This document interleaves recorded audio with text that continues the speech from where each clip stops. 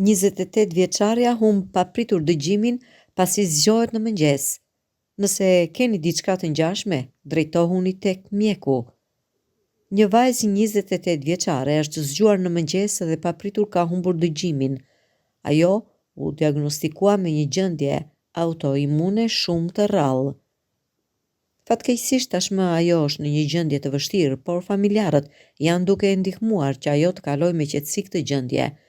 Mjekët i kanë dhënë shpresa që do ketë një përmirësim, por do kohë që ajo të fillojë të dëgjojë sërish.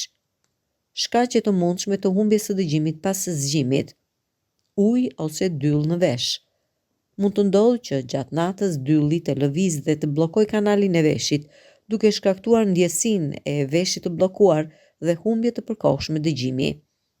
Infeksioni i veshit të mesëm. Mund të mos ndjesh dhimbje menjëherë, por lëngu që grumbullohet pas daulles së veshit mund të ndikojë në dëgjim. Probleme me tuba eustakian. Tubat që lidhin veshin me hundën dhe fytin.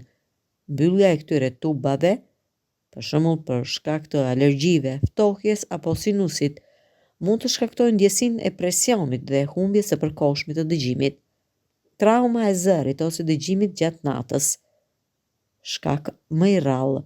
Në raste të rralla, mund të ndodhë humbje e papritur e dëgjimit nga dëmtimi i nervit dëgjimor. Kjo është një urgjencë mjekësore dhe kërkon trajtim të menjëhershëm. Presioni i gjakut ose qarkullimi i gjakut. Ndryshimet e papritura në presionin e gjakut apo qarkullim të dobët në veshin e brendshëm mund të ndikojnë në dëgjim. Probleme neurologjike.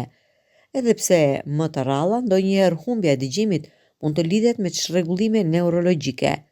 Nëse keni diçka që ju shqetëson, është mirë të bëni vizitë tek mjeku para se të ndodhë diçka tek ju.